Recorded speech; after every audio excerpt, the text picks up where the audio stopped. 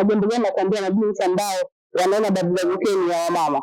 Amina, WWK kwanza ni ya wanawake wote, kwa sababu ukiingia kwenye WWK kuna mambo mengi ambayo unajifunza. WWK tunapokutana wanawake, kuna mambo mengi ambayo mnajifunza, mnapewa maarifa. Kila mnapokutana mnapewa maarifa, namna ya kuweza kuomba, tunaelewana kuomba, tunaelewana namna ya kufanya mambo ya kiuchumi, tunaelewana ni namna gani tunaweza kujengana sisi kama wamama, sisi kama wanawake.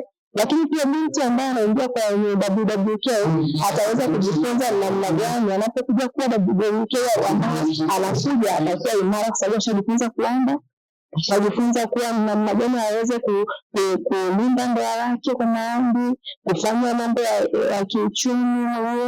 Lakini pia anapokutana na wanawake wenzake anajifunza namna gani aweze kuwa mbele za watu, ajifunza yeye ni nani, nafasi yake katika kanisa, nafasi yake katika familia, nafasi yake katika jamii pia. Kwa hiyo ni mambo mengi ambayo tunajifunza. Maana hiyo unataka kuniambia kwamba hakuna ndoa bora bila kuhudhuria WWK. Hakuna ndoa bora bila kuwa na Mungu.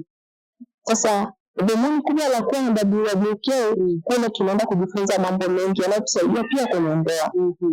Mwanamke ambaye yuko kwenye WWK na ambaye hayupo kwenye WWK lazima awe na tofauti. Sababu huyu anaongozwa kuomba, namna gani aweze kuomba. Lakini anapokuwa na changamoto anajua ni nani akamwasilishia. Na anapomwasilishia tunainuka wanawake wote, tunasimama kwa ajili ya changamoto yake, tunamwombea. Tofauti na yule ambaye yuko peke yake, mwisho wa siku ataishia kulia na kuhuzunika, alafu atapata majibu sahihi. Embu waite wanatarakia, waite wote hao.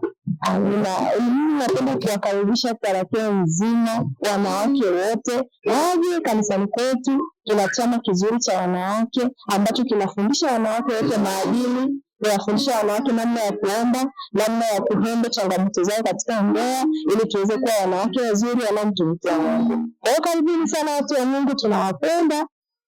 Hapa niliposimama mimi, mkono wangu wa kulia naweza nikasema hodi Kenya, nikisema mkono wa kulia hodi Tanzania. Kazi ni kwako TAG Online TV, sisi tunafika popote, nchi yoyote sisi tuko hapo. Endelea kuwa nasi na kutazama TAG Online TV, na usisahau kushare na kusubscribe na kutembelea channel yetu. Asante.